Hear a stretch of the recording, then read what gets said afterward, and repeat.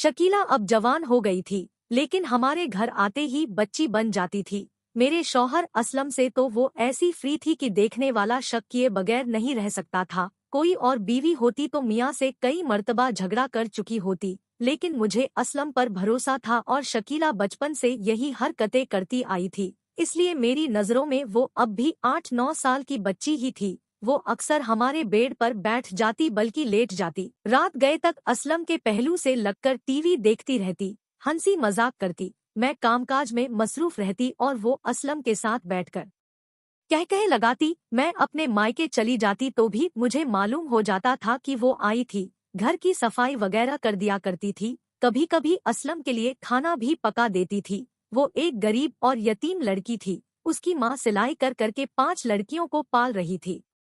ऐसा भी नहीं था कि उसकी माँ ने बेटियों की तरफ से आंखें बंद कर ली हो। मजाल नहीं थी कि उसकी किसी बेटी की तरफ कोई उंगली उठा सकता। किसी बेटी को भी ये मजाल नहीं थी कि गरीबी का फायदा उठाकर कोई साइबान तलाश कर लेती। एक शकीला ही थी जो अपनी दूसरी बहनों से सिर्फ इतनी अलग थी कि धमाचौकड़ी करने हमारे घर आ जाती थी। उसकी ये आदत बचपन से थी। उसकी माँ ने बहुत टोका, लेकिन उसने हमारे घर आना नहीं छोड़ा। उसकी माँ सिर्फ इतना जानती थी कि वो हमारे घर आती है, लेकिन वो असलम के साथ कितनी फ्री है, ये उसे मालूम नहीं था। खुद मुझे भी इस बात का एहसास ना होता अगर सईदा आपा ने तवज्जो ना दिलाई होती। एक दिन सईदा आपा हमारे घर आई हुई थी। मेरी आंख लग गई थी, जबकि शकीला और असलम ड्राइंग रूम में थे। उनके दिल में चोर तो था नहीं, इसलिए घर का दरवाजा खुला रह गया था। सईदा आपा बिना कुछ बोले मुझे आवाज देती हुई अंदर आ गई। उन्होंने अंदर आकर देखा तो मैं तो सो रही हूँ और असलम शकीला के साथ बैठे मजे से बातें कर रहे हैं। असलम मुझे उठाने आए, मैंने मुंह धोया और फिर सईदा आपा के पास जाकर बैठ गई। मैं ये देख रही थी कि उनका मूड ठीक नहीं है। सईदा आपा मेरी चचाजाद बहन है। वो एक खुश मिजाज औरत है, लेकिन उस वक्त ऐसा लग रहा था जैसे किसी से लड़ कर आ रही हो। मैं उनके मूड को देखकर उनसे वजह भी ना पूछ सकी। थोड़ी देर बाद जब असलम अपने कमरे में चले गए और शकीला भी अपने घर चली गई, तो उसकी वजह खुद ही समझ में आ गई। तन्हाई मिलते ही सईदा आपा अपने गुस्से पर काबू न रख सकी और कहने लगी, इस लड़की के रंग ढंग मुझे अच्छे नहीं लगते। एक दिन मैं और आई थी तो उसे मैंने देखा था। अब बात मेरी समझ में आई कि वो क्यों गुस्से में है। मैंने हंसते हुए कहा, अरे नहीं आपा, ये तो बचपन से आती है, बहुत अच्छी लड़की है। सईदा आपा ने कहा, अच्छी लड़की का उस वक्त पता चलेगा जब सर पकड़ कर रोगी। बचपन की बात और है, मगर अब ये जवान हो गई है। तुम पड़ी सो रही थी और वो तुम्हारे मियाँ के साथ अटखेलियां कर रही थी। अजीब औरत हो, तुम्हें नींद कैसे आ गई? ऐसी लड़कियां ही तो घर बिगाड़ती है। मेरा काम तो तुम्हें आगाह करना था। वैसे तुम भी बच्ची नहीं हो। मैंने बात को खत्म करने के लिए कहा, ठीक है आपा, अब मैं उसका आना जाना बंद कर दूंगी, तुम्हारा ही फायदा है। फिर वो इसी तरह हंस हंस के बातें करने लगी जैसे कि उनकी आदत थी। उनके जाने के बाद मैंने उनकी बातों पर गौर किया। असलम से कुछ कहना फजूल था। मैंने सोचा मैं खुद ही शकीला की हरकतों पर नजर रखूंगी। ऐसा कहा जाता है कि जिसको जिस नजर से देखो वो वैसा ही नजर आने लगता है। अगले दिन शकीला आई तो उसकी आंखों की चलत फिरत से मैंने अंदाजा लगा लिया कि उसकी जवानी जोश में है। मुझे खुद हैरत हुई थी कि मैंने आज तक ये बात नोट क्यों नहीं की थी। उसने आते ही असलम के बारे में पूछा, गोया वो मुझे कुछ समझती ही नहीं थी। असलम उस वक्त अपने कमरे में थे। मैंने उसी तरफ इशारा कर दिया। वो असलम के कमरे की तरफ बढ़ी और मैं उसके पीछे पीछे चलते हुए कमरे के बाहर रुक गई, लेकिन इस तरह के कमरा मुझे नजर आता रहे। असलम उस वक्त झुके हुए मेज की दराज से कुछ निकाल रहे थे। शकीला चुपके चुपके उनके करीब पहुंची और उनके गले में बाहें डालकर झूल गई। वो घबराकर सीधे हुए तो शकीला अपना तवाजुन बरकरार ना रख सकी और वो अपने साथ असलम को लेकर बिस्तर पर गिर पड़ी। शुक्र है वो दोनों बिस्तर पर गिरे, वरना फर्श पर गिरते तो जरूर किसी न किसी का सर फूट जाता। असलम ने उठते ही उसके दोनों हाथ मजबूती से पकड़ लिए और कहा, मैं आज तुझे वो मजा चखाऊंगा कि याद करेगी। जब आती है मुझे इसी तरह डराती है। मैं उल्टे कदमों वापस आ गई। जो कुछ देख लिया था वही बहुत कुछ था, लेकिन आने के बाद पछतावा जरूर हुआ कि आगे देखती तो सही कि वो लोग और क्या क्या करते हैं। मैं उठकर वापस जाने ही वाली थी कि वो दोनों आ गए। असलम ने उसके दोनों हाथ अपने हाथ में पकड़े हुए थे। शकीला ने मुझसे कहा, बाजी ये दूल्हा भाई मुझे खुद ही छेड़ते हैं और खुद ही इल्जाम लगाते हैं कि मैं तंग कर रही हूँ। मैंने कहा, मैं तो वहां थी भी नहीं, मुझे क्या खबर किसने किसको छेड़ा। यही तो इनकी होशियारी है, जब आप होती है तो इस वक्त बड़े सीधे बने रहते हैं। मैंने कहा, बेकार एहतियात करते हैं, मैं कौन सा बुरा मानती हूँ। वो दोनों फिर हंसी मजाक करने लग गए और मेरे जहन में एक शैतानी ख्याल में सर उभारा। यहाँ मैं ये बता दूं कि हमारी शादी को 12 साल हो गए थे, लेकिन हम अभी तक औलाद की नेमत से महरूम थे। असलम को औलाद की ख्वाहिश मुझसे ज्यादा थी। मैंने कई मर्तबा कहा था कि कोई बच्चा गोद ले लेते हैं, लेकिन असलम को ये बात कबूल नहीं थी। उनका कहना था कि औलाद हो तो अपनी हो, पराई औलाद लेकर पालने का क्या फायदा। ये एहसास हमेशा रहता है कि ये हमारा खून नहीं है। ये शैतानी ख्याल इसी मसले के हल के लिए मेरे दिमाग में आया था, लेकिन इस पर अमल करने के लिए असलम को एतमाद में लेने की जरूरत थी। मैं शकीला के जाने का इंतजार करने लगी। जैसे ही शकीला घर से बाहर निकली, मैंने असलम की दुखती रग पर हाथ रख दिया। मैं सोच रही थी, मजबूरी भी क्या चीज होती है। अपनी गरज के लिए अक्सर इंसान कितना गिर जाता है। मैं अपने शौहर से कैसी बातें कर रही थी। मैंने कहा, शकीला अब कुछ ज्यादा शौक हो गई है। असलम ने कहा, हाँ, हो तो गई है, अब जवान भी तो हो गई है, जवानी में शरारतें तो होती ही है। मैंने कहा, ये महज शरारत नहीं है, तुम पर उसकी नियत भटक रही है। असलम ने कहा, क्यों उस मासूम पर इल्जाम रख रही हो, क्या हो गया है तुम्हें। इल्जाम नहीं रख रही हूँ, औरत ही औरत को समझ सकती है। मैं मजाक नहीं कर रही हूँ, वो तुम पर मरने लगी है। मरा करे, मेरा इसका क्या जोड़ है, बच्ची है मेरे सामने। मैंने कहा, सभी बच्चियां होती हैं, सच कह रही हूँ, तुम जरा सी कोशिश करो तो पके हुए फल की तरह हाथ में आ जाएगी। असलम ने हैरत से मुझे देखा और कहा, तुम ये बातें करके मुझसे क्या उगलवाना चाहती हो। मैंने कहा, मैं कुछ उगलवाना नहीं चाहती हूँ, मुझे मालूम है अभी तुम दोनों के बीच कुछ नहीं हुआ। मैं तो ये चाहती हूँ कि तुम उससे ताल्लुक पैदा करो। तुम्हें क्या हो गया है परवीन, मेरी बीवी होकर मुझे किसी और रास्ते पर लगाना चाहती हो। वो सादगी में मुझसे छेड़छाड़ कर लेती है। मैंने हाथ बढ़ाया तो मेरी इज्जत क्या रह जाएगी। मैंने कहा, पहली बात तो वो बुरा नहीं मानेगी, और अगर बुरा मान जाए तो मजाक में टाल देना, आखिर वो भी आपसे मजाक करती है न। असलम ने पूछा, लेकिन ये सब तुम क्यों करवाना चाहती हो। मैंने कहा, देखो असलम, मेरी बात गौर से सुनो, हमारे पास औलाद नहीं है और तुम्हें औलाद चाहिए। मैं चाहती हूँ शकीला हमारे लिए औलाद पैदा करे। असलम ने मेरी बात काटते हुए कहा, दिमाग खराब है तुम्हारा, कुंवारी लड़की को माँ बनवाओगी क्या। हथकड़ी लगवाने का इरादा है।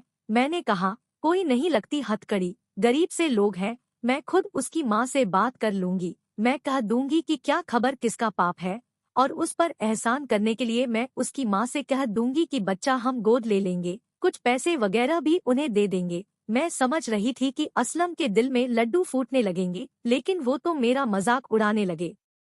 उन्होंने कहा, ऐसा फालतू ख्याल तुम्हारे दिल में कैसे आ गया। मैंने कहा, आप इसे फालतू कह रहे हैं।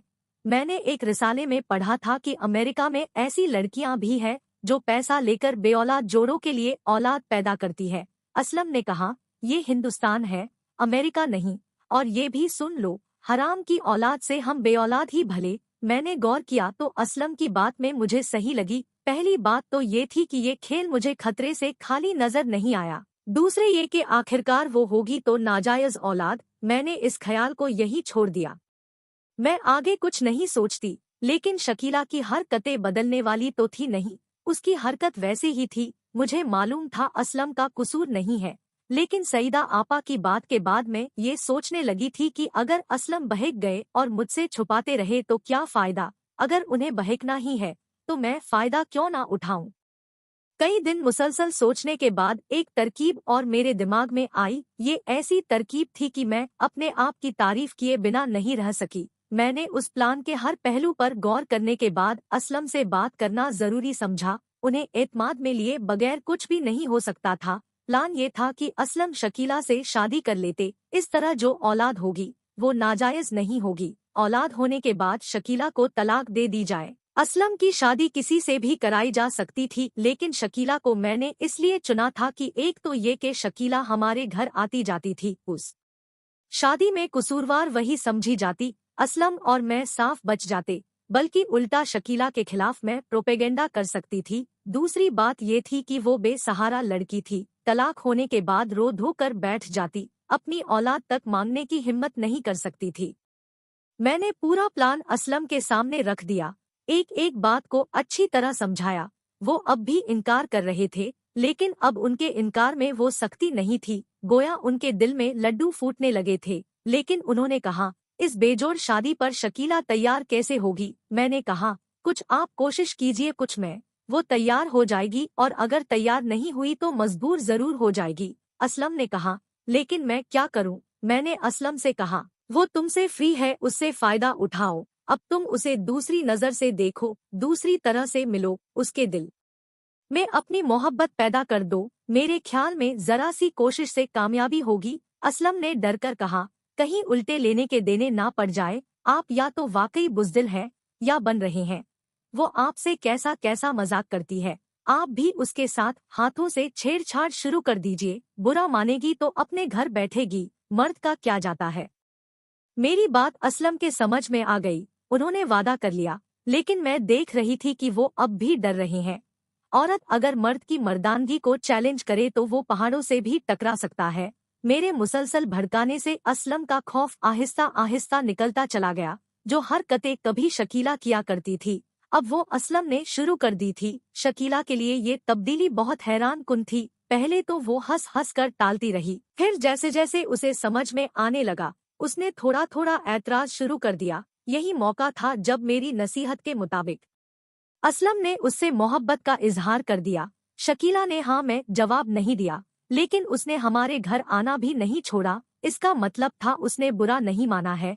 एक दिन असलम ने मुझे बताया कि बर्फ पिघलने लगी है। शकीला ने आज ये कहा कि अगर परवीन बाजी को हमारे चक्कर के बारे में मालूम हो गया तो वो मेरी जान ले लेंगी। मैंने असलम को मुबारकबाद दी। उसे मेरी नाराजगी का डर है, इसका मतलब है कि उसके दिल में भी कुछ है, और वो ये जानना चाह रही है कि अगर मुझे मालूम हो गया तो मैं क्या करूंगी। दूसरा मतलब ये भी हो सकता था कि आप अपनी बीवी की तरफ से इत्मीनान कर ले, मैं तो राजी हूँ। जब शकीला को यकीन हो गया कि मैं बहुत ही ज्यादा बेवकूफ हूँ और मुझे कोई बात समझती ही नहीं, किसी बात पर टोकती नहीं, तो वो निडर हो गई। वो समझ रही थी कि मुझे कुछ मालूम ही नहीं, जबकि असलम मुझे एक एक पल की खबर पहुंचा रहे थे। जो कुछ वो कर रहे थे, मेरे मशवरे से ही कर रहे थे। जो बातें असलम ने मुझे बताई थी, उससे ये कहा जा सकता था कि बात बहुत आगे बढ़ चुकी है और शकीला पूरी तरह असलम की मुट्ठी में है और वो उससे जो चाहे मनवा सकते हैं। अब मैंने असलम से कहा कि वो शकीला को शादी की पेशकश करके देखें। अगर वो तैयार हो जाती है तो फिर कोई मसला बाकी नहीं रह जाता। असलम ने उससे बात की और वही हुआ जिसकी मुझे उम्मीद थी। वो तैयार तो थी, लेकिन मेरी तरफ से डर रही थी। असलम ने उससे वादा किया कि वो मुझसे बात करेगा और ये भी कह दिया कि अगर मैं नहीं मानूंगी तो वो मुझे छोड़ देगा। दूसरे दिन प्रोग्राम के मुताबिक असलम उसका हाथ पकड़कर मेरे पास लाए और मैं इस तरह सर झुकाए बैठी थी जैसे मुझ पर वाकई कोई जुल्म हो रहा हो। दरअसल मुझे अदाकारी करना पड़ रही थी कि मैं इस फैसले से खुश तो नहीं हूँ, लेकिन असलम की खुशी के लिए मुझे ये भी मंजूर होगा। असलम ने मुझसे कहा, शकीला के सामने वही कहो जो कल तुमने मुझसे कहा था। मैंने कहा, कहना क्या है? मैं आपकी खुशी में खुश हूँ। वैसे भी मेरा वजूद बेकार ही है, मैं एक बच्चा तक तो आपको दे नहीं सकी। शकीला ने रोते हुए कहा, बाजी मुझे माफ कर दीजिए, मैंने आपकी खुशी पर डाका डाला है, लेकिन कसूर तो दूल्हा भाई का भी है। मैंने कहा, पगली रोती क्यों है? मैं कहाँ नाराज हो रही हूँ। असलम अगर किसी और को घर में ले आते तो मैं क्या कर लेती? मैं तो इसलिए खुश हूँ कि तू मेरी बहन की तरह है। अच्छा है, हम दोनों साथ में घर में बहनों की तरह रहेंगे। मैं तो बहुत खुश हूँ और मैंने उसे गले लगा लिया। शकीला ने कहा, आप तो नाराज नहीं है, लेकिन मेरी अम्मा तो कयामत खड़ी कर देगी। वो असलम से मेरी शादी पर कभी नहीं तैयार होंगी। ये सब तू मुझ पर छोड़ दे, बस तू अपनी जिद पर अड़ी रहना। तेरे घर वाले हमारे खिलाफ तुझे भड़काएंगे, तुझे धमकाएंगे, लेकिन तू अटल रहना। बस तू यही कहते रहना कि कसूर असलम का नहीं मेरा है। मैं उनसे मोहब्बत करती हूँ और उन्हीं से शादी करूंगी। और ये भी कहना कि परवीन बाजी ने मुझे बहुत समझाया मगर मैंने उनकी बात नहीं मानी, तो अब तुम लोगों की क्या मानूंगी? शकीला ने कहा, ठीक है बाजी, मैं ऐसा ही करूंगी जैसा तुमने कहा है। फिर मैंने उसे अपने घर भिजा दिया। उसके जाने के बाद हम दोनों ने अपने प्लान का एक मर्तबा फिर जायजा लिया। एक एक पहलू पर अच्छी तरह गौर करने के बाद दूसरे दिन मैं शकीला के घर पहुंच गई। शकीला की माँ ने सोचा भी नहीं होगा कि मैं आज किस काम से उनके पास आई हूँ, लेकिन मैंने अपनी सूरत ऐसी बना ली थी कि परेशानी मेरे चेहरे से जाहिर हो रही थी। मैंने अकेले में उनसे बात की। खाला, मुझे माफ कर देना, बहुत मजबूर होकर आपके पास आई हूँ, लेकिन इस उम्मीद के साथ के बच्चों को आदत होती है गलतियाँ करने की और बड़ों को उनका हल तलाश करना पड़ता है। खाला ने कहा, इसमें क्या शक है बेटी, मगर मालूम तो हो क्या बात है। खाला, मेरी समझ में नहीं आ रहा है, कैसे कहूँ। पहले आप वादा करें कि मेरी पूरी बात इत्मीनान से सुनेंगी और इसी तरह सब्र से काम लेंगी, जिस तरह मैंने अब तक जब्त किया है। खाला ने कहा, तुम तो मेरी उलझन बढ़ा रही हो, मैं तुम्हारी पूरी बात सुन लूंगी, तुम कहो तो सही। मैंने कहा, खाला, मैं आपसे शकीला की शादी की बात करने आई हूँ। मैं शकीला के लिए असलम का रिश्ता लेकर आई हूँ। बड़ी बी का मुंह इतना सफेद पड़ गया जितना मैं दुपट्टा ओढ़े हुए थी। मुझे आज तक हैरत है कि वो बेहोश क्यों नहीं हो गई। उन्होंने गुस्से से कहा, तेरा दिमाग तो खराब नहीं हो गया? तुझे हिम्मत कैसे हुई ऐसी घटिया बात मुंह से निकालने की? मेरी बच्ची की उम्र देख, फिर बात कर। मैंने कहा, इसीलिए तो मैंने कहा था मेरी पूरी बात सुन लेना। मैंने तेरी पूरी बात सुन ली, निकल जा मेरे घर से। मैंने कहा, खाला, मैं भी उतनी ही मजलूम हूँ जितनी आप हैं। घर तो मेरा भी तबाह हो रहा है, लेकिन मैं सब्र कर रही हूँ, इसी में आपकी इज्जत है। खाला ने कहा, संभाल कर रख अपने मियाँ को। मैंने कहा, ये जिद मेरे मियाँ की नहीं, तुम्हारी बेटी की है। खबरदार, जो मेरी बेटी पर इल्जाम लगाया, इसीलिए उसे अपने घर बुलाती थी। खाला अपने जज्बात पर काबू न रख सकी, वो सिसक सिसक कर रोने लगी। जब कोई रोने लगता है तो इसका मतलब ये होता है कि वो कमजोर पड़ गया है। बस यही मौका था जब मैं उन्हें तोड़ सकती थी। मैंने उनके आंसू पोंछे और बड़े दुखी लहजे में उस खेल से आगाह किया जो न जाने कब से छुप छुप कर उनकी बेटी और असलम खेल रहे थे। मुझे मालूम ही ना हो सका और बात बहुत आगे बढ़ गई। मैंने कहा, मैं असलम से तो कुछ नहीं कह सकती थी। बात खुली तो मैंने शकीला को समझाया, लेकिन वो तो उल्टी मुझसे लड़ने लगी। वो तो आप तक बात पहुंचने ही नहीं दे रही थी। आपको और मुझे तो उस वक्त पता चलता जब वो दोनों शादी कर लेते। सोचिए कितनी बदनामी होती। बड़ी मुश्किल से उसे तैयार किया कि वो इंतजार करे, मैं आपसे बात करूंगी। जज्बाती होने से कुछ नहीं होगा। अब शकीला की भलाई इसी में है। मैं इतना कर सकती हूँ कि शादी के बाद उसे सौतन का नहीं बल्कि अपनी बहन का प्यार दूं। खाला ने कहा, तुमने तो कह दिया, लेकिन ये भी सोचा है कि दुनिया क्या कहेगी, शकीला की बहनें क्या सोचेंगी? कल को वो भी यही कदम उठा सकती है। हाय, मैं तो लुट गई। वो कहती रही और मैं सुनती रही। उस वक्त यही बेहतर था कि उनके दिल का गुबार हल्का होने दूं। उन्हें रोता देखकर मुझे भी रोना आ गया और यही मेरे हक में अच्छा हुआ। खाला को यकीन आ गया कि मेरे साथ भी जुल्म हुआ है। उन्होंने कहा, उसे मैं अपने हाथों से जहर दे दूंगी। इससे पहले कि तुम्हारा घर खराब हो और हमारी बदनामी हो, उसका मर जाना ही बेहतर है। मैंने कहा, नहीं खाला, आपको मेरी कसम, बच्ची है, प्यार से समझाएगा, मान जाए तो ठीक है, वरना मैं ये कड़वा घूंट पी लूंगी। इतना कहकर मैं वहाँ से वापस आ गई। मुझे मालूम था कि वो कितना ही समझा ले, शकीला मानने वाली नहीं थी। आखिर उन्हें मजबूर होना पड़ेगा। उसके बाद जो कुछ हुआ वो एक लंबी कहानी है। उन लोगों ने शकीला को समझाया होगा, वो नहीं मानी तो सारी बहनों ने मिलकर उसे कमरे में बंद करके मारा। दूसरे दिन मैं गई तो वो रस्सियों से बंधी पड़ी थी। मैंने बड़ी मुश्किल से उसकी जान छुड़ाई। अब बात खुल गई थी, इसलिए उसकी माँ के साथ साथ मुझे उसकी बहनों को भी समझाना पड़ा, मगर वो लोग किसी तरह मानने को तैयार नहीं थे। मैंने उन लोगों से कहा, मुझे जितना समझाना था मैंने समझा लिया, अब आगे आप जाने और आपका काम। ये अगर घर से भाग जाए या कुछ खा ले तो फिर मुझसे ना कहिएगा। उसकी बहनों ने कहा, अपने मियाँ को लगाम दो वरना हम पुलिस कचहरी भी कर लेंगे। मैं नाराज होकर वहाँ से उठ गई। उसकी बहनों ने तो जज्बात में ये सब कह दिया, लेकिन माँ ने सोचा होगा। वो दूसरे दिन मेरे पास आई। वो शादी पर तैयार थी, लेकिन मसला बेटियों का था। उसका हल खुद शकीला ने निकाल लिया। उसने साफ कह दिया कि अगर एक हफ्ते के अंदर अंदर शादी नहीं की तो छत से कूदकर अपनी जान दे देगी। ये धमकी काम आ गई। शकीला की माँ मेरे पास खुद चलकर आई। वो शादी के लिए तैयार थी। बहनों ने भी रो धोकर सब्र कर लिया कि भाड़ में जाए, हमें क्या, जहाँ चाहती है शादी कर ले। हम उसकी सूरत भी नहीं देखेंगे। मोहल्ले में तो जैसे जलजला आ गया। जिसने भी सुना शकीला को ही कसूरवार ठहराया। यही मैं भी चाहती थी। मैं भी जहाँ बैठती उसकी बदकिरदारी को उछालती थी और उसकी खूब बुराई करती थी कि उसने मुझसे मेरा शौहर छीन लिया। उसके मुकाबले में मेरी इज्जत बढ़ गई कि मैंने समझदारी का सबूत दिया, अपने शौहर को भी बचा लिया और शकीला की लाज भी रख ली। सब औरतें मुझे मजलूम समझ रही थी। सब कुछ तय हो गया तो मैंने असलम से ये वादा भी ले लिया कि औलाद होने के बाद वो शकीला को तलाक दे देगा। असलम को शकीला में कौन सी दिलचस्पी थी, वो फौरन तैयार हो गए। मोहल्ले के चंद लोगों के दरमियान निहायत सादगी से शादी हुई और शकीला दुल्हन बनकर मेरे घर आ गई।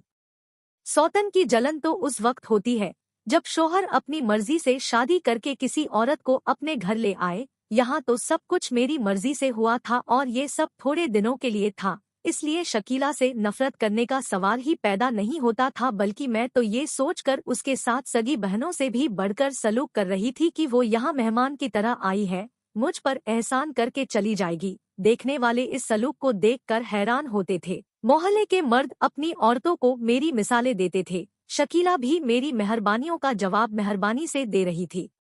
उसने सारा घर खुद संभाल लिया था, मुझे जमीन पर पाँव नहीं रखने दे रही थी। वो शादी को मेरा एहसान समझ रही थी, इसलिए अकड़ कर नहीं बल्कि दबकर रह रही थी। उसके घर के दरवाजे उस पर बंद हो गए थे। एक ही मोहल्ले में घर था मगर वो अपने घर नहीं जा सकती थी। उसकी माँ उससे मिलने आ जाती थी, लेकिन बहनों के दिल अभी भी पत्थर बने हुए थे। मेरी किस्मत मेरा साथ दे रही थी। हर काम मेरी मर्जी के मुताबिक हो रहा था। साल भर बाद शकीला ने एक बेटी को जन्म दिया। ये शकीला की नहीं मेरे असलम की निशानी थी। मैंने इसे 1.25 महीने बाद ही शकीला से छीन लिया। मैंने उससे कहा, तुमसे कहाँ संभाली जाएगी बच्ची, मैं इसे अपने पास रखूंगी। मैंने शुरू से ही शकीला का दूध उसे नहीं पीने दिया। बच्चों का दूध छुड़ाया जाता है। मैं तो उसकी माँ छुड़ाना चाहती थी, फिर उसे दूध का आदी क्यों बनाती। शकीला से मैंने कह दिया था कि डॉक्टरों ने तुम्हारे दूध को जहरीला बताया है, इसलिए ये बच्ची ऊपर का दूध पिया करेगी। वो तो मेरी कोई बात टालती ही नहीं थी, फौरन मान गई। अब मुझे शकीला को अपने घर से चलता करने का इंतजाम करना था। उसकी बच्ची 4 महीने की हुई तो मैंने असलम से बात की। असलम कुछ दिन तो टालते रहे, ना इनकार करते थे ना इकरार, लेकिन फिर दिल की बात उनकी जबान पर आ गई। एक दिन उन्होंने कहा, परवीन, मुझे बेटे की आरजू है, एक बेटा मुझे और मिल जाने दो। मेरे पैरों तले से तो जमीन निकल गई। मैंने कहा, क्या जरूरी है कि अगली बार बेटा ही होगा, दोबारा फिर बेटी हो सकती है, और अगर बेटा हुआ भी तो क्या खबर कब हो, मैं कब तक इंतजार करूंगी। असलम ने कहा, हमें कौन सी जल्दी है, पड़ी है बेचारी पड़ी रहने दो। मैंने कहा, मुझे नफरत है उसके वजूद से। मैंने पहले ही तुमसे वादा ले लिया था कि औलाद हो जाने के बाद तुम उसे तलाक दे दोगे। मैं कब अपने वादे से फिर रहा हूँ, बस एक बेटा हो जाए। मैंने उनसे कहा, तुमने ये भी सोचा है कि अगर ये बच्ची होशियार हो गई तो फिर उसे शकीला से अलग करना मुश्किल हो जाएगा। अभी होशियार नहीं हुई है, तुम इसे अपने पास रखो, ये तुमको ही अपनी माँ समझेगी। मैंने भी सोचा, जहाँ इतना सब्र किया है, कुछ दिन और सही। सच्ची बात यह है कि मेरे दिल में भी ये ख्वाहिश पैदा होने लगी थी कि मुझे एक बेटा मिल जाए। दूसरे बच्चे की पैदाइश तक उसकी बच्ची को उसके साये से भी बचाना था। मैं इस नन्ही सी जान को लेकर अपने कमरे में बैठी रहती या मोहल्ले में कहीं जाकर बैठ जाती। शकीला बच्ची के लिए तरसती रहती। मैं बच्ची को उसकी गोद में भी देने को तैयार नहीं थी। शकीला ने कभी ऊंची आवाज में मुझसे बात नहीं की थी, लेकिन अब उसकी ममता ने उसे मजबूर कर दिया था। वो मुझसे लड़ने लगी थी। मैंने भी अपना रवैया बदल लिया ताकि वो ज्यादा पाँव ना फैला सके। आहिस्ता आहिस्ता उसका दिमाग ठिकाने आने लगा, लेकिन अब वो गुमसुम रहने लगी थी। मुझे तो उसकी दिमागी हालत पर शक होने लगा था। मैं डरने लगी थी कि कहीं वो पागल ही ना हो जाए। रहम खाकर मैं कभी कभी बच्ची को उसकी गोद में डाल देती।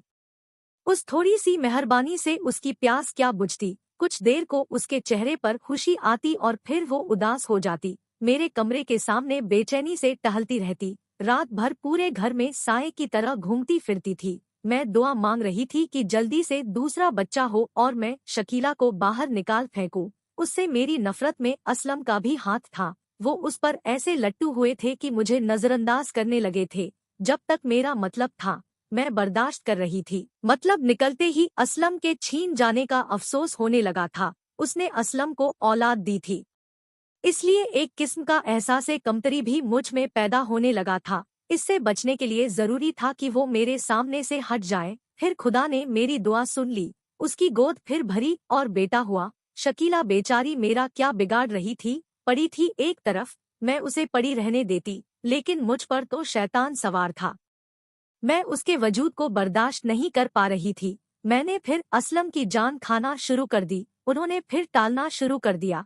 कभी बच्चे के बड़े होने का बहाना करते, कभी कुछ। और हकीकत ये थी कि असलम की नीयत बदलने लगी थी। आदमी बहस उसी वक्त करता है जब उसे कोई काम करना नहीं होता, और वो अब मुझसे बहस करने लगे थे। एक दिन मेरी और उनकी बहस हो गई। उन्होंने कहा, कोई वजह भी हो कि तलाक दे दूं, तुमने वादा किया था, वजह हो या ना हो उसे तलाक दोगे। मैंने कब मना किया है? मैं मौके की तलाश में हूँ, मैंने कहा। कुछ भी कह सकते हो, वो लड़े ना लड़े, तुम कोई भी बात पर उससे लड़कर गुस्से में उसे तलाक दे सकते हो। असलम ने कहा, वो अपने बच्चे ले जाएगी। जब तक वो है बच्चे भी हमारे पास है, कानून भी उसी का साथ देगा। मैंने कहा, उसका है कौन जो लड़ेगा? तुम उसे बस तलाक दो, मैं उसे लात मार कर घर से बाहर निकलूंगी। ये बहस एक मर्तबा नहीं, जब कई मर्तबा हो चुकी तो मेरे होश उड़ने लगे। असलम की नीयत बदल गई थी। वो अब शकीला को तलाक देने पर तैयार नहीं हो रहे थे, बल्कि अब तो उनके तेवर ऐसे हो गए थे कि वो मुझे छोड़ देंगे, लेकिन शकीला को नहीं छोड़ेंगे। लड़ने का कोई फायदा नहीं था। असलम और जिद में आ जाते। अब मुझे कुछ और करना था। मैंने सईदा आपा से मशविरा किया। उन्होंने जो मशवरा दिया वो बहुत सब्र करने वाला था, लेकिन उस पर अमल करने के बाद कामयाबी यकीनी हो सकती थी। मैंने सईदा आपा के मशवरे पर अमल करते हुए अपने रवैये में तब्दीली पैदा कर ली। बच्चों के मामले में भी मैंने शकीला को रियायत दे दी। लड़का छोटा था, इसलिए कोई हर्ज नहीं था अगर शकीला के पास रहे। लड़की होशियार हो गई थी और मुझे माँ समझती थी, इसलिए मेरे चाहने के बावजूद वो शकीला के पास सोने के लिए तैयार नहीं होती थी। मेरे अंदर का ये बदलाव असलम के लिए अच्छी बात थी और शकीला भी हैरान थी। मैंने असलम से साफ कह दिया कि अब शकीला को तलाक देने की जरूरत नहीं। अगर वो 2 रोटियां खा लेगी तो हमारा क्या जाएगा? उसने अपने घर वालों से लड़कर तुमसे शादी की है, उसे बेसहारा मत करो। असलम ने कहा, खुदा का शुक्र है उसने तुम्हारे दिल में रहम डाल दिया, वरना मैं तो परेशान ही हो गया था। मुझे उस पर रहम आने लगा है। वो हमारी मोहसिन है और हम उसके साथ ऐसा सलूक करें। घर का माहौल फिर पहले की तरह हो गया था। शकीला भी अब खुश रहने लगी थी। मैं असलम को पूरा यकीन दिला देना चाहती थी कि अब मैं शकीला के खिलाफ नहीं हूँ, और जल्द ही उसे यकीन आ भी गया। अब सईदा आपा के मशवरे के दूसरे हिस्से पर अमल करना था। इस काम के लिए उन्होंने नासिर का नाम लिया था। नासिर उनका देवर था और मेरे पास अक्सर आता था। साजिश के इस हिस्से में उसका अहम रोल था, इसलिए उसके साथ भी एक मीटिंग करनी पड़ी। वो किसी कीमत पर तैयार नहीं हो रहा था, लेकिन सईदा आपा ने उसे ये कहकर राजी कर लिया कि सवाब का काम है, परवीन का घर बचाना है। पहले वो कभी कभी आता था, मगर अब उसने हर दूसरे तीसरे दिन आना शुरू कर दिया। मैं उससे बेतकल्लुफी से हंसी मजाक करने लगी। मेरे देखा देखी शकीला भी उससे हंसने बोलने लगी। वो मुतमईन थी कि रिश्तेदारों से हंसी मजाक कर ही लेते हैं, लेकिन मेरा प्लान कुछ और था। अब नासिर ने रोजाना आना शुरू कर दिया। आते ही वो शकीला के कमरे में घुस जाता। मैं जानबूझकर वहां से हट जाती और शकीला और नासिर घंटों बैठे बातें करते रहते। एक आध मर्तबा असलम ने देख भी लिया, लेकिन वो भी मुतमईन थे कि घर में शकीला अकेली तो नहीं है, मैं भी तो रहती हूँ। एक दिन असलम ने मुझसे कहा, ये नासिर आजकल बहुत आने लगा है। अब मैंने इस तरह कहना शुरू किया जैसे कह रही हूँ कि मजबूरी है जो कहना पड़ रहा है, वरना अब भी चुप रहती। आप तो सिर्फ देख रहे हैं, मैं तो दिन रात तमाशा देखती रहती हूँ। कुछ कहूंगी तो आप कहेंगे कि मैं तो पहले ही शकीला के खिलाफ हूँ। असलम ने कहा, इसमें शकीला कहाँ से आ गई? मैंने कहा, वो आता ही शकीला की वजह से है। तुम घर में किस लिए हो? तुम नहीं रोक सकती थी। मैंने समझाया था शकीला को, वो तो उल्टी मुझ पर बरस पड़ी। उसका कहना था कि तुम तो मुझे घर से निकलवाना चाहती हो, इसीलिए इल्जाम लगा रही हो। भला बताओ, मैं इल्जाम क्यों लगाऊंगी उस पर? असलम ने कहा, शकीला को तो मैं देख लूंगा, तुम नासिर को सख्ती से मना कर दो कि वो यहाँ ना आया करे। मैंने ये भी कहा था, सईदा आपा से भी कहलवाया, लेकिन वही बात है कि जब अपना सिक्का खोटा हो तो किसी से क्या कहें। उसने भी शकीला की जबान बोली, कहने लगा, ये घर सिर्फ तुम्हारा नहीं शकीला का भी है। मैं उसके पास आता हूँ। अब तो वो आते ही शकीला के कमरे में घुस जाता है। अब तो दोनों दरवाजा बंद करके बैठते हैं। यकीन ना आए तो किसी दिन आकर देख लो। असलम ने कहा, ठीक है, कल वक्त से पहले आ जाऊंगा, रंगे हाथों पकड़ लूंगा, फिर देखता हूँ क्या कहती है। मैंने असलम को इतना भड़का दिया कि मंजिल करीब नजर आने लगी। मैंने नासिर को कहलवा दिया कि वो कभी आए ना आए, कल जरूर आ जाए। वो दूसरे दिन आया और हमेशा की तरह शकीला के कमरे में जाकर बैठ गया। मैं कुछ देर वहां बैठी और फिर किसी बहाने से वहां से उठ गई। मेरी नजरें दरवाजे पर लगी हुई थी। जैसे ही असलम ने घर में कदम रखा, मैंने शकीला के कमरे का दरवाजा बंद कर दिया। उन्हें समझ में भी नहीं आया होगा कि दरवाजा बंद हो गया है, क्योंकि वो दोनों लूडो खेलने में मसरूफ थे। असलम ने इशारे से मुझसे पूछा और मैंने दरवाजे की तरफ इशारा कर दिया। आप खुद ही देख लो, दरवाजा बंद करके बैठे हैं। मैं गई तो शकीला का मुंह बन गया, इसलिए मैं उठकर वापस चली आई। असलम ने एक झटके से दरवाजा खोल दिया। किसी बात पर दोनों हंस रहे थे। असलम ने चिल्ला के कहा, ये क्या बेहूदगी है, क्या हो रहा है यहाँ। शकीला ने कहा, ये नासिर भाई आ गए थे, इनके साथ लूडो खेलने बैठ गई थी। असलम ने गुस्से में शकीला को थप्पड़ मार दिया। नासिर ने इस मामले में बोलना जरूरी नहीं समझा, वो खामोशी से खिसक गया।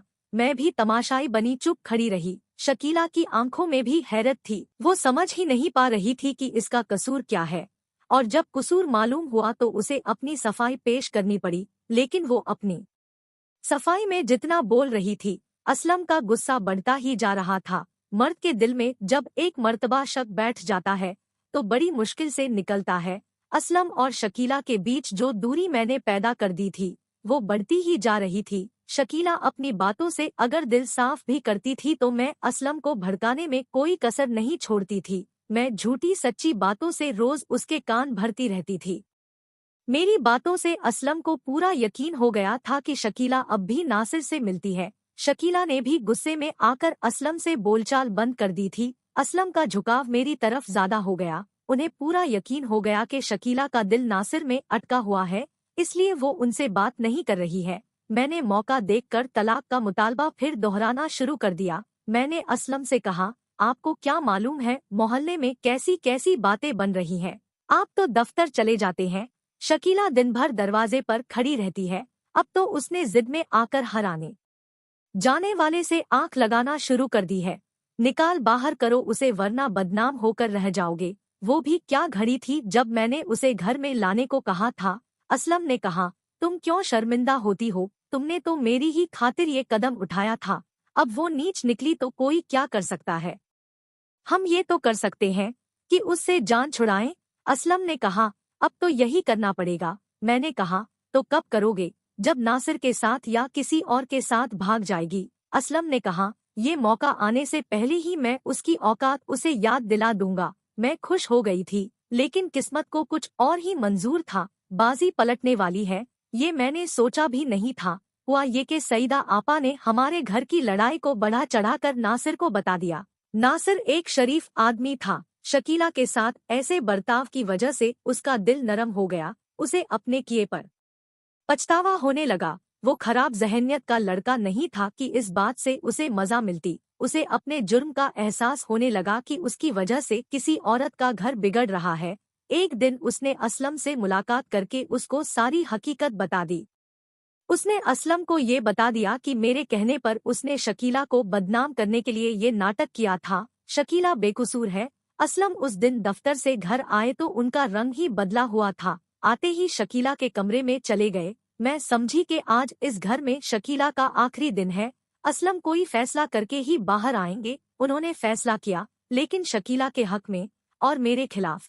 शकीला की सूरत में एक सहारा उनके पास मौजूद था, इसलिए ये फैसला करने में उन्हें कोई मुश्किल नहीं हुई। वो शकीला के कमरे से निकलकर सीधे मेरे पास आए। मैंने हंसकर उनसे कुछ कहना चाहा, लेकिन उनकी आंखों से शोले बरसते देखकर मैं सहम गई। असलम ने कहा, तुम हरगिज इस काबिल नहीं हो कि इस घर में रहो। तुम्हें इस घर की खुशियां प्यारी नहीं तो कहीं और ठिकाना बना लो। मैंने कहा कि आप ये क्या कह रहे हैं, क्या हो गया है आपको। असलम ने कहा, किसी बेगुनाह को सजा देने से पहले मेरी आंखें खुल गई है और कुछ नहीं हुआ है। मैंने पूछा, शकीला ने तुमसे कुछ कहा है? तुम उसकी बातों में आ गए हो। ऐसी औरतों के पास बड़े हरबे होते हैं, उसकी बातों में मत आ जाना। असलम ने कहा, उसने कुछ नहीं बताया है। उसे तो ये भी मालूम नहीं था कि उसके खिलाफ क्या साजिश हो रही है। मुझे तो नासिर ने सब कुछ बताया है, जिसके साथ मिलकर तुम शकीला पर इल्जाम लगा रही थी। मैं क्यों इल्जाम लगाने लगी? तुमने खुद अपनी आंखों से देख लिया था, साजिश मैंने नहीं की थी। उन दोनों ने मिलकर मेरे खिलाफ साजिश की है। उस नासिर के बच्चे से तो मैं निपट लूंगी। असलम ने कहा, सिर्फ नासिर ही से नहीं, सईदा आपा से भी निपटो। मैं उनके पास भी गया था, उन्होंने भी अपना जुर्म कबूल किया है। उन्हीं के मशवरे पर अमल कर रही थी न तुम। मेरी सारी दलीलें बेकार चली गई।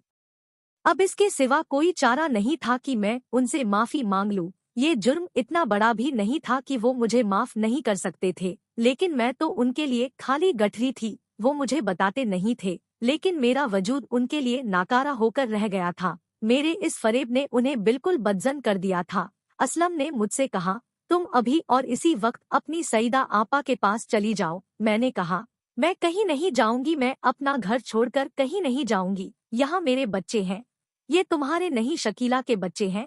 मैं रोती रही, लाती रही, लेकिन असलम मेरी एक सुनने को तैयार नहीं थे। मैंने शकीला के आगे हाथ जोड़े, उसने भी यही कहा कि अभी चली जाओ, मैं असलम को समझाऊंगी, गुस्सा उतरेगा तो खुद आपको लेने आ जाएंगे। मैं मजबूर हो गई। मैंने भी सोचा, वो मुझे तलाक नहीं दे रहे हैं, कुछ दिन दूर रहूंगी तो गुस्सा उतर जाएगा। मैं सईदा आपा के घर चली गई। सईदा आपा मुझे रखने को तैयार नहीं थी, लेकिन फिर मेरे आंसुओं पर उन्हें रहम आ गया। सारा क्या धरा भी तो उन्हीं का था। मैंने अपने फायदे के लिए ही सही शकीला का घर बसाया था, लेकिन अब वक्त आया तो उसने भी आंखें फेर ली। उसने असलम को समझाया ही नहीं। वो समझाती तो असलम कैसे नहीं मानते। उसे मौका मिला और उसने पूरे घर पर कब्जा जमा लिया। असलम को मेरी क्या जरूरत थी जो पलट कर आते। सईदा आपा कई मर्तबा उनके पास गई और मायूस लौट आई। एक दिन सईदा आपा ने कहा, मुझे तो कुछ और ही नजर आ रहा है परवीन, असलम पूरी तरह उस चुड़ैल के कब्जे में है। मैंने कहा, अब तुम मत जाना वहाँ, मेरी किस्मत में जो कुछ है मैं देखने को तैयार हूँ। सईदा आपा ने कहा, तुम कब तक यहाँ बेसहारों की तरह पड़ी रहोगी? अदालत का दरवाजा खटखटाओ, होश ठिकाने आ जाएंगे। मैंने कहा, मैं यहाँ नहीं पड़ी रहूंगी, कहीं भी चली जाऊंगी, मगर अब असलम से भीख नहीं मांगूंगी। मेरी जिद ने खेल और बिगाड़ दिया। नतीजा ये हुआ कि एक दिन मुझे तलाक का नोटिस मिल गया, बच्चे भी हाथ से गए, शौहर भी गया। सईदा आपा की मेहरबानी है कि उन्होंने मुझे अपने पास ठिकाना दे दिया है। मैंने ये सोचकर असलम को माफ कर दिया है कि मैंने जो गढ़ा शकीला के लिए खोदा था, मैं उसमें खुद ही गिर गई। उसमें असलम का क्या कसूर?